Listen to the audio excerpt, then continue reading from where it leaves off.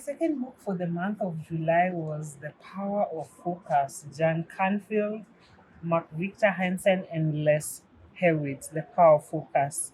How to hit your business, personal, and financial targets with confidence and certainty. One of the reasons why I would highly recommend you read this book after deep work is because of focus.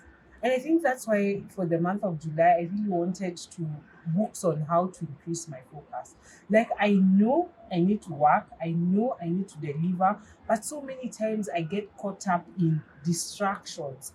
And that's what's robbing us, so many of us, is our attention is becoming a commodity that is being sold to either marketing agencies, social media platforms, or so many other things. And when I realized that this is what I'm struggling with, it's not that I'm tired, it's not that I don't have passion, it's not that I'm not goal oriented, but every time, yes, I've written down my goal. My goal is to go to the gym 4 times a week.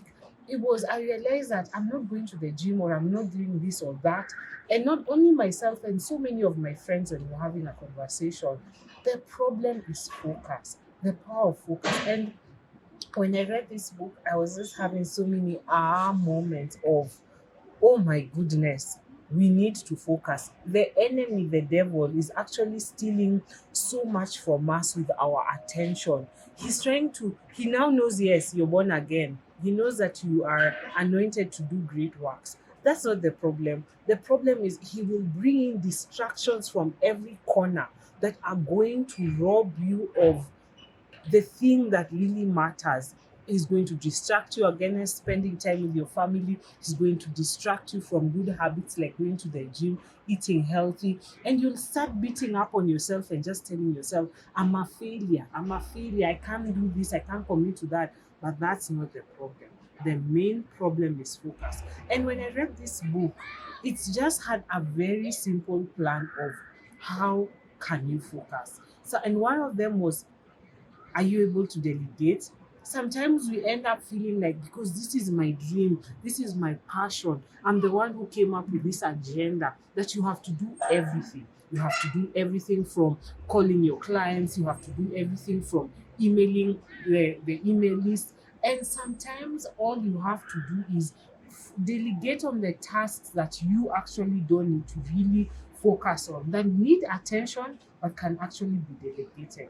So embracing delegation in our lives, where you're not, you're giving out the tasks that can be done, and you focusing on the goal of churning out the main ideas. The second element that the authors were really suggesting in the book is allowing yourself to be surrounded by people who are aspiring for the same goals, because you can hold each other accountable.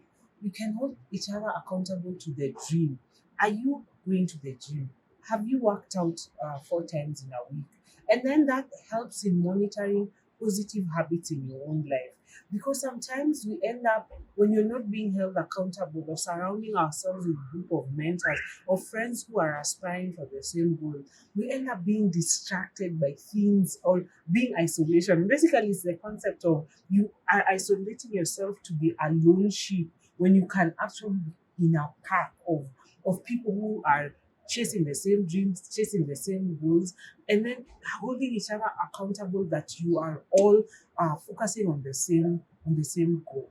And that was very, very dear to me, because sometimes I have a tendency to do things by myself, but now allowing myself to be in a team, allowing myself to tell my husband that, you know what, these are the goals I'm aspiring, hold me accountable. And when he calls me out on my fluff, then I know that I haven't really been putting enough focus and enough time into my goals. The third point that I really learned from this book that is quite rich, especially on issues of your habits will determine your future. It's not hocus pocus, it's all about focus. See the big picture, overcoming setbacks, building excellent relationship. Then the main one that I wanted to focus on, which was my third action point, is beginning with the end in mind. I know that this point has been shared so many times, but it's so critical to understand your why, understand the vision. Why are you working so hard? Why are you doing all the things that you're doing? Do they really actually need your focus?